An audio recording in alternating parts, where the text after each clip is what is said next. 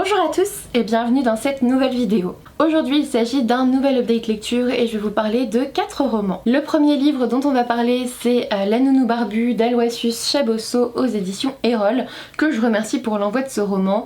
J'avais l'impression, rien que par la couverture et le titre, que ça allait être léger et me faire beaucoup rire. Au début c'était plutôt le cas en effet.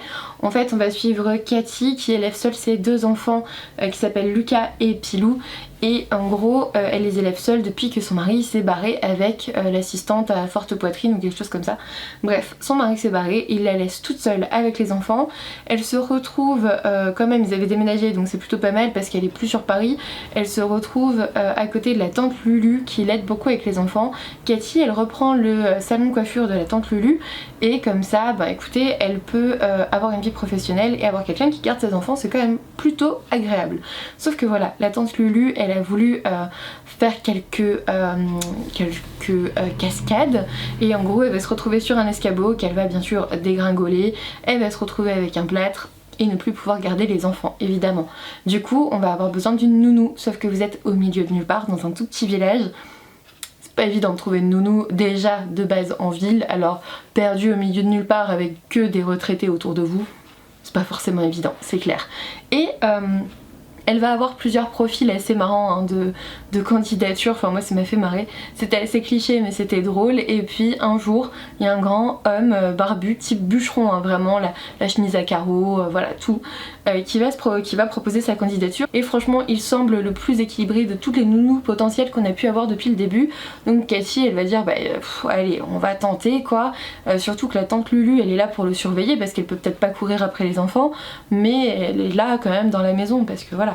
Donc bon on va tenter et voilà, à ce moment là au début franchement c'est drôle, il y a des réflexions assez sympathiques. Cathy c'est une battante, elle se laisse pas abattre par le départ de son mari, il s'est barré, enfin c'est tout quoi.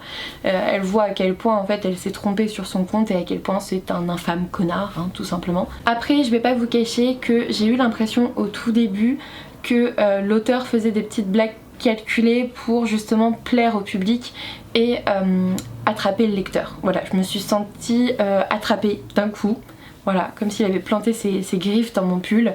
Et c'est un petit peu la même, pour moi ça a été un petit peu la même sensation que Gilles le Gardinier, comme si voilà, c'était calculé au niveau de la blague, voilà, que ça allait plaire à la gente féminine. Pour moi c'était comme ça, c'est peut-être pas du tout comme ça, mais c'est comme ça que je l'ai ressenti. Voilà, ça n'engage que moi hein, ce commentaire, moi, je suis pas en train de critiquer l'auteur ou quoi que ce soit, mais c'est ce que j'ai ressenti. J'ai ressenti qu'il essayait de m'attraper là au début pour me garder avec lui. Alors ça a plutôt bien marché hein, parce que je me suis tellement marrée sur les premiers chapitres que bah, j'avais très envie de continuer. Et par la suite on change un petit peu de registre, on a beaucoup moins de blagues et en fait on va partir dans une espèce d'histoire de reconstruction de soi. Bien sûr il va y avoir une sorte de romance hein, voilà, je vous le cache pas, ça se voit quoi, entre Cathy et Elias. Et en fait on va en découvrir plus sur Elias qui est vraiment très secret, très particulier. Et on va toucher à un domaine que je connais bien, qui n'était pas maltraité, donc c'était plutôt sympa, même s'il y avait quelques trucs qui n'allaient pas, mais en fait si je vous le dis ça vous spoil un petit bout, un petit peu, mais voilà, il y a quelques trucs qui n'allaient pas quand même, qui étaient assez drôles, mais heureusement qu'on veut pas ça comme ça. Globalement, si vous voulez un petit résumé de mon avis sur ce roman, ça m'a beaucoup plu, j'ai beaucoup aimé l'humour de départ, même si j'ai senti qu'il était là justement pour me happer, et par la suite le côté reconstruction de soi, mais de l'un et de l'autre en fait, pour 2 raisons différentes, était vraiment très intéressante, et le fait qu'ils soient ensemble dans la reconstruction était aussi super. C'est une belle leçon de vie aussi, j'ai bien aimé.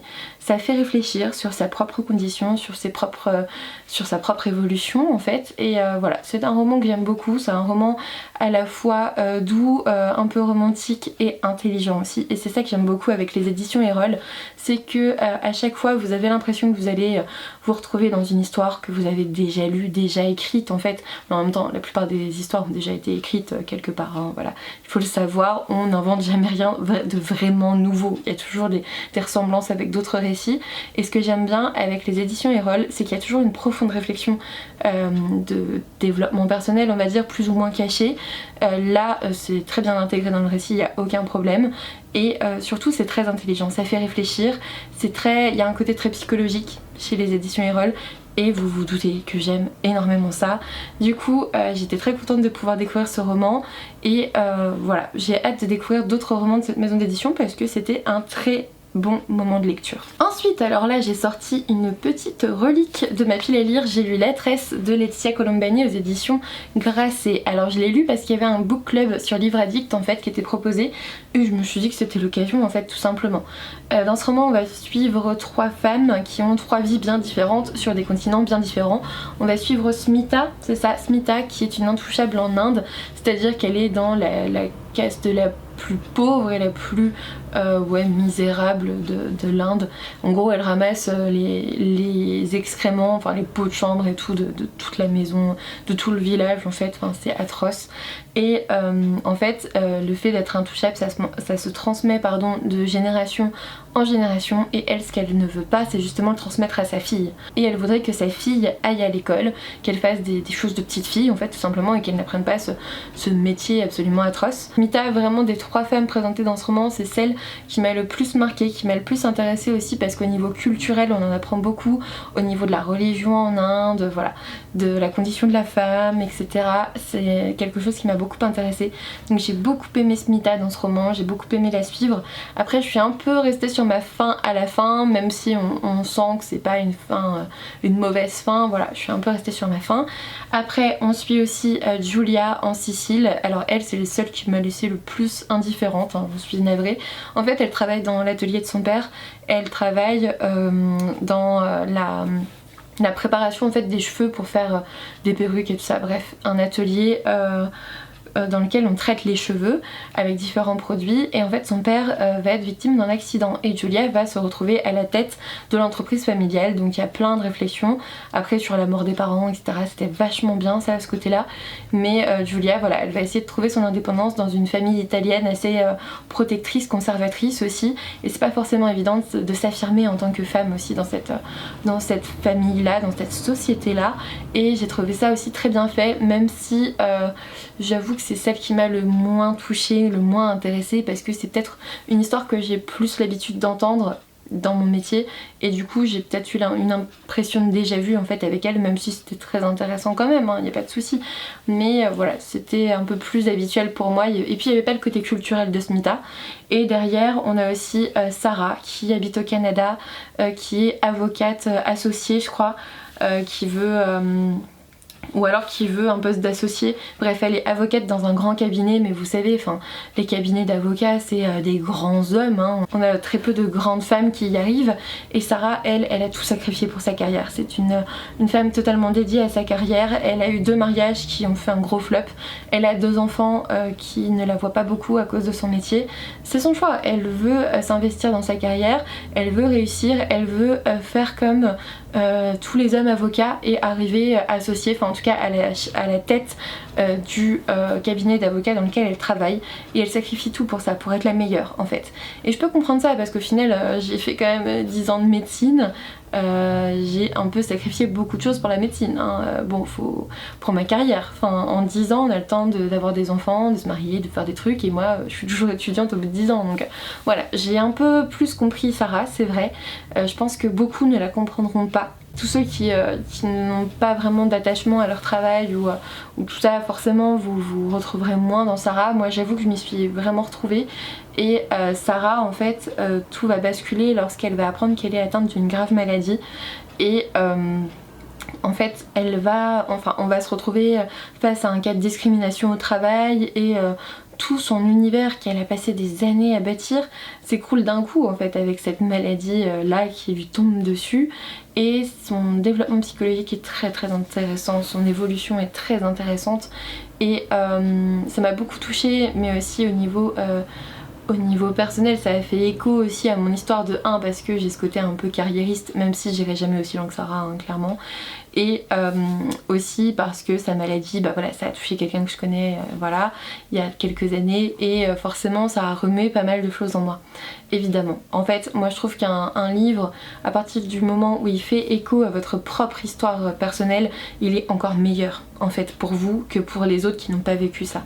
Et là, du coup, ces 3 femmes fortes qui vont tout faire pour s'élever contre quelque chose qui leur tombe dessus et qui n'est pas de leur ressort, hein, elles vont se retrouver liées par une même thématique, une même chose, et c'était très beau, c'était très bien écrit. La plume, mais elle était tellement merveilleuse. J'ai eu un coup de cœur pour ce roman, j'ai oublié de vous le dire, mais ça a été un coup de cœur.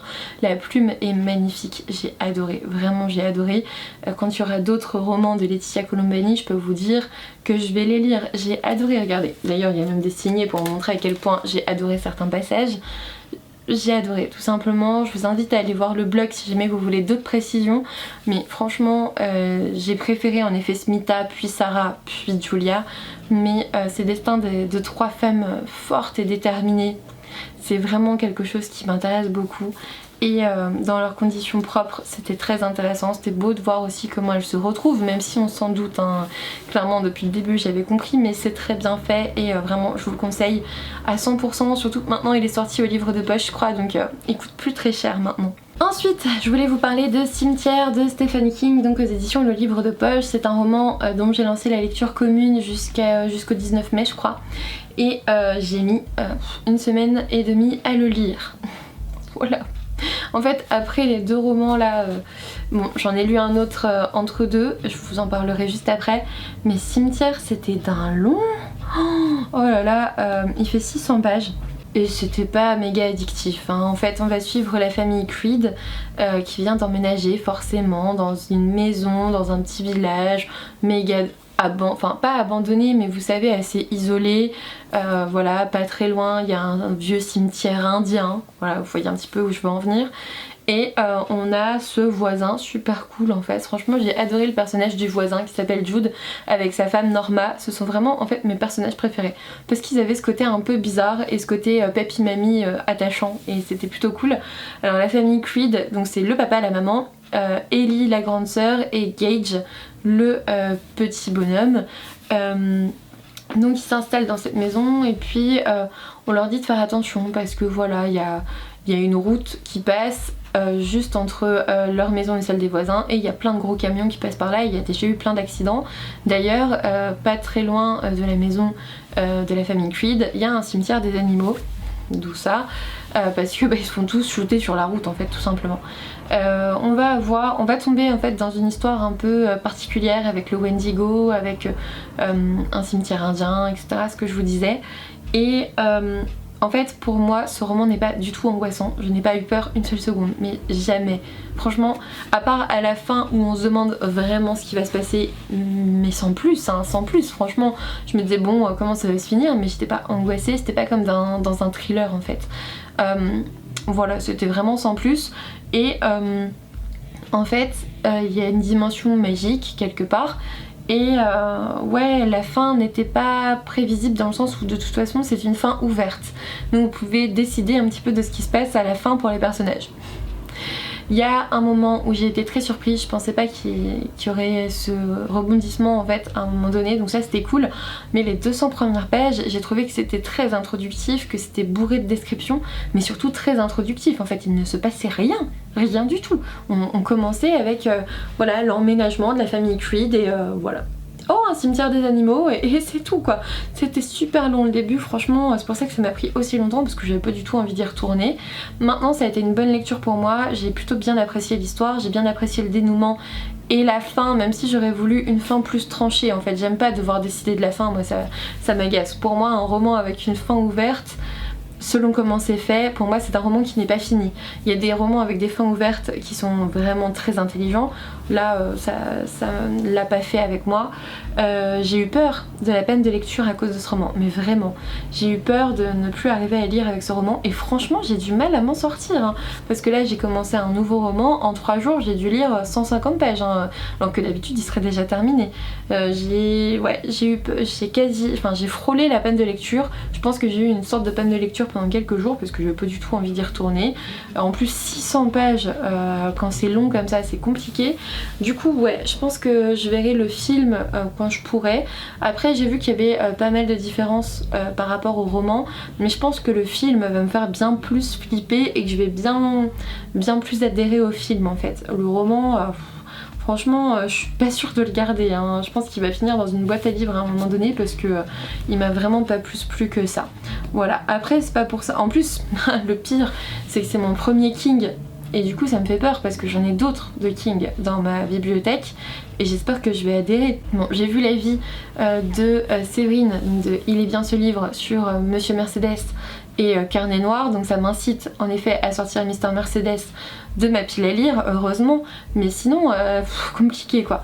Donc voilà, c'était une bonne lecture mais sans plus, je pense que je vais rapidement l'oublier. Après je pense sincèrement que si je l'avais lu il y a 10 ans, ça aurait eu beaucoup plus d'effet sur moi. Je pense que il y a 10 ou 15 ans même d'ailleurs, je suis plus si jeune que ça. Et en fait, je pense que j'ai surtout vu beaucoup de films ou de séries ou lu de livres qui reprennent un peu cette thématique-là.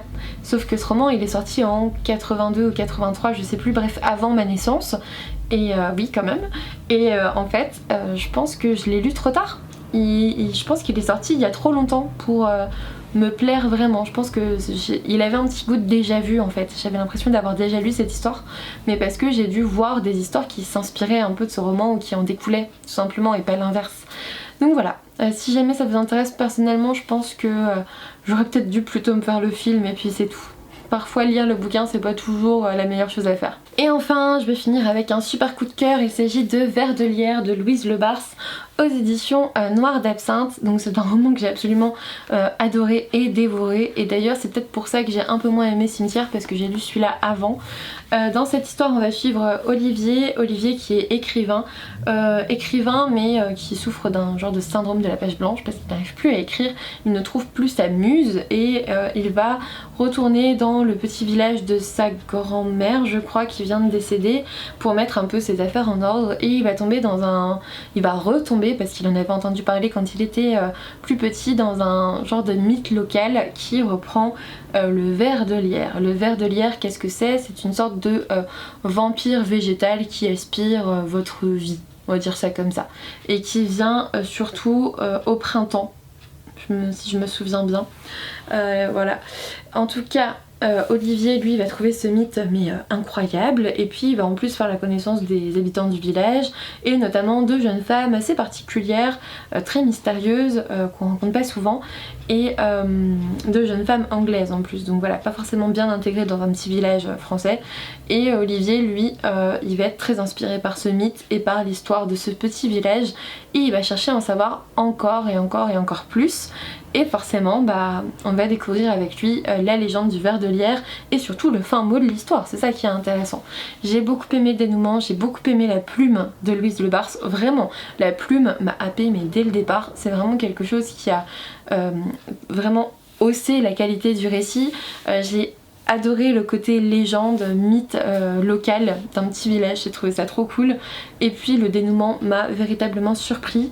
Voilà, j'ai adoré les révélations parce que je m'y attendais pas, et du coup pour moi ça a été un coup de cœur. J'ai pas pu le lâcher avant de savoir la fin qui m'a aussi tout à fait convenu, même si je ne m'attendais pas du tout à ça en commençant le roman.